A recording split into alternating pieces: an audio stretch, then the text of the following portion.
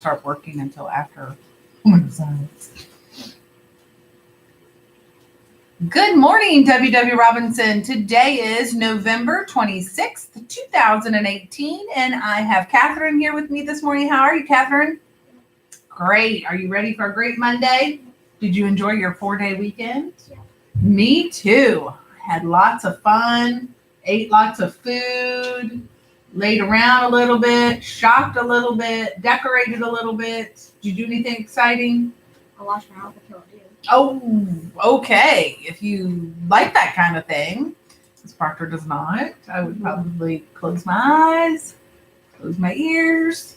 Did you have a good time though? All right. So tell us, it is day 3. Tell us what's for lunch. Baked macaroni and cheese, green beans, seasoned carrots, applesauce, choice of juice, breadstick, choice of milk. All right. And we have Matthew here to tell us about the weather. Come on over, Matthew, and I will hold this up for you so we can see your face. What is the weather today? Cloudy.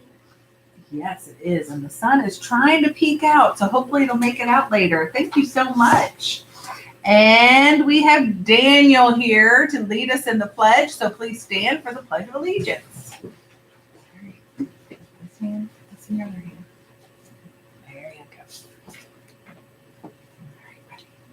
I pledge allegiance to the flag of the United States of America and to the republic for which it stands, one nation, under God, indivisible, with liberty and justice for all. Thank you, Daniel. I almost called you Matthew. That's our weather boy. All right, please join me for a moment of silence.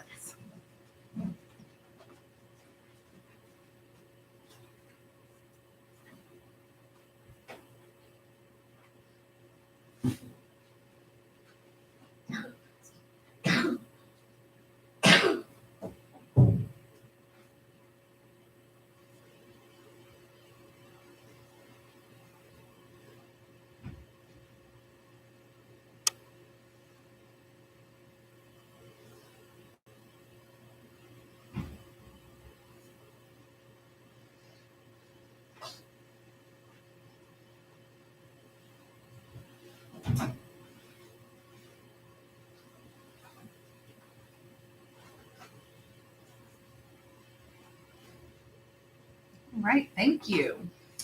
We have a couple birthdays today. Celebrating today, we have Ivy Bullion and Tavian Dodson. So happy birthday to those folks. Hope you have a wonderful day. We have no staff birthdays today. And but we do have a special guest. We have Haley from Student Council that's going to give an announcement. So why don't you come right on over and I'll sit here with you. But I don't think you need me, do you? You're going to take over, right? All right, take over. Hey, 4th and 5th graders, Student Council needs your help. Are you a dog lover? Do you have extra old t-shirts lying around your house? Donate them to the Student Council. Tomorrow is the last day we are taking donations. Give them to your homeroom teacher. Thank you. Oh, so what are you going to do with those t-shirts? We're going to make the little dog toys that they play tug of war with and donate them to the Student Council. Donate them to the dog shelter. Oh, that is awesome. What a great project you guys are working on. So it doesn't matter what size t-shirts they are? Mhm. Any size t-shirt. Mm-hmm. And give them to the homeroom teacher. Mm-hmm. All right, we got it, Haley. Thank you so much. Sounds like a great project. I can't wait to see all of the tug of war chew toys you make. All right, Catherine, do you have any shout outs this morning before we read? Everyone. Everyone. You're giving everyone a shout out this morning. How great is that? That's a great Monday morning shout out. All right. So we are getting close to the end of our book on chapter 63, The Journey. And if you remember, Bright Bill came back from his migration. So he is back now. After months of separation, Roz and Bright Bill, mother and son, were together again. They had so much catching up to do. They went into the nest and the robot built a fire. Then the goose gazed into the flames and told the story of his winter. This is what he said. We spent the whole first day of our migration flying over the ocean. It seemed like the ocean would go on forever, but just when the flock was getting tired, Longneck pointed to some tiny islands on the horizon. We flew down to one of the islands and ate dune grass and breasted our wings. After a few days of hopping from island to island, we reached the mainland and continued over fields and forests, and then the snow began to fall. I'd never seen snow before, and at first I thought it was beautiful, but it just kept coming. The others explained the snow was early, that we were never supposed to see it, but there it was, piling up around us as we tried to sleep at night. Longneck worried that the weakest geese wouldn't survive, and he was right. We lost all Widefoot to that very first snowstorm. We tried to fly around the snowy weather, but we got completely lost and the weather became even worse. Lakes and ponds and rivers began freezing over. We couldn't find food or water, so we ate snow, and that only made us colder. We had trouble cleaning ourselves, and our feathers became dirty and heavy. The flock was in bad shape, but Longneck kept us moving. We are geese, he squawked, and geese keep going. One day, we were struggling through a snow shower when we saw something called a farm. It had perfectly square fields and enormous buildings, and stomping her way through the farm was a robot. She looked just like you, Ma. Longneck sent me over to speak to the robot, but I couldn't understand anything she said. So I just followed her through the farm and around a corner, and then I saw something that I never expected. Plants, bright, colorful plants. I didn't understand how plants could live in such cold weather, but then I saw they were actually inside a building. I learned later that the building was called a greenhouse, and it had clear walls made of something called glass. The robot pressed a button on the wall, and a door slid open and warm air came rushing out. I hadn't felt warmth in so long that I had to follow her inside. Ma, it was like summer in there. The air was warm and sweet and sticky, and there were rows and rows of different plants. The robot didn't pay any attention to me, so I wandered around the greenhouse nibbling on leaves and drinking from puddles. Then I heard a scratchy voice behind me. If I were younger, I would have killed you by now. I spun around, and there was an old cat. She walked on stiff legs, and her fur was gray and clumpy. The cat's name was Snooks, and she didn't seem very nice. But then she saw the other geese out in the cold with their faces pressed against the glass, and she told me how to open the door. You can rest here, said Snooks as the flock hurried in, but stay out of sight. The humans aren't as friendly as me. None of us knew what humans were, but we didn't care. We were just happy to be out of the cold. Loudwing was so happy she cried. The flock drank and ate and bathed and slept and stayed out of the way. Snook showed us where to leave our droppings so they wouldn't be noticed, and for a few days, the greenhouse was our home. Once or twice a day, the robot would go outside and return with a box or a bag, but most of the time she stayed inside and quietly worked on the plants. There was a barn that I just had to explore. It was filled with animals and machines and piles of straw and two robots. One robot was fixing a broken door when I walked in. She was using a loud spinning tool called a saw.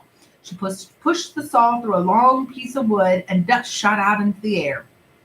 Everything was going smoothly until the saw suddenly lurched forward and sliced right through three of the robot's fingers. But she was fine. A minute later, there was a thwip sound as she popped on a new hand. Then she went right back to using the saw again. The other robot worked with the animals, chickens, sheep, pigs, and cows. They were all in cages. The chickens kept asking me how I'd gotten out of my cage. I was explaining that I never had a cage when I heard panicked squawks coming from the greenhouse. I ran back and found that a human had discovered the flock. We didn't know what he was saying, but he looked really angry. Longneck tried to defend us. He got in front and spread his wings and honked, but the human wasn't afraid. He pulled out a shiny stick and pointed it right at Longneck. Snooks hissed, "Look out, he's got a rifle!" Suddenly, a bright beam of light shot out from the rifle, and Longneck slumped to the floor. He was dead, Ma. The flock was so scared. We fluttered around and honked and knocked over plants, but the human kept moving toward us, pointing his rifle. So I pecked the bottom to open the door, and we ran outside into the cold and flew away from there as fast as we could. Without Longneck, the flock needed a new leader. Everyone wanted me to lead. I didn't know what to do, so I started by repeating Longneck's words. I squawked, "We are geese, and geese keep going." Then I took the point, and the flock spread out behind me. The weather had us all turned around, and nobody knew which way to go, so I just led us straight south. We saw more robots and humans building, but we didn't stop. We knew we were way off course when we saw the ocean again, but at least it was a little warmer by the water, so I decided to follow the coastline for a while. There were more buildings by the coast. Most of them were on land, but some were in the ocean. The ocean buildings were dirty and crumbling and leaning in different directions. There weren't any humans or robots in those buildings, but only sea creatures. We saw ships on the water. We saw ships on the land. We even saw ships in the air. They buzzed through the skies like giant dragonflies. And then we reached a place called a city, where thousands of buildings and robots and humans and ships were all close together. When we stopped to rest on a rooftop, we met a friendly pigeon named Graybeak. She had grown up there, so she knew everything about the city. She flew us over towers and under bridges and kept us away from the buzzing airships. And everywhere we went, there were robots. Some of the city robots were just like you, Ma, but others crawled on 6 legs or rolled on wheels or slid up and down the sides of buildings. Some robots were really small and some were really big. They moved things and cleaned things and built things and did every kind of job you can think of. Graybeak brought us down to a ledge on the side of a building and told us to look through the window. Inside was a family of humans, and they had a Roz robot. When we looked into the buildings, we saw other humans with other robots. Every human seemed to have a robot. I told Graybeak about you, Ma, and she wanted to show us one last place. We flew out to the edge of a city to a really big building called a factory. Graybeak brought us to the roof windows, and we looked down into the factory and saw machines building sparkling heads and torsos and limbs. The factory was building robots. A machine held up a robot torso and put 2 legs under it and then snapped it into place. It put feet under the legs and they snapped it into place. It snapped arms into the shoulders and it snapped hands into the arms. A head was snapped on too, and the robot was finished. Ma, the robot looked just like you. I think that factory is where you were built. I wanted to watch more robots being built, but it started snowing again, so we said goodbye to Graybeak and continued flying south. We saw fewer robots and humans and buildings and ships, and the air became warmer and the snow disappeared. We started seeing other flocks of geese in the sky, so we followed them to the middle of a wide grassy field where there was a lake and hundreds of other geese. We had finally reached the wintering grounds. After all we'd been through together, our flock had become very close. We kept to ourselves, eating and resting and remembering the geese we'd lost. But after a few weeks began to mingle with other flocks. We met geese from all over the world, and they told us about their homes and their migration and their troubles with the winter weather. Every flock had lost geese on the way there. A few flocks didn't make it at all. Before we knew it, the early spring flowers were poking up, and it was time to fly home. We followed the usual migration route north. We flew over fields and forests and hills, but we didn't see any signs of humans or robots, and that was fine with us. Eventually, we reached the ocean, and then our island, and then our pond, and then I saw you. So here are some pictures that we missed. There's the snow. And a robot working in the greenhouse. And a farmer.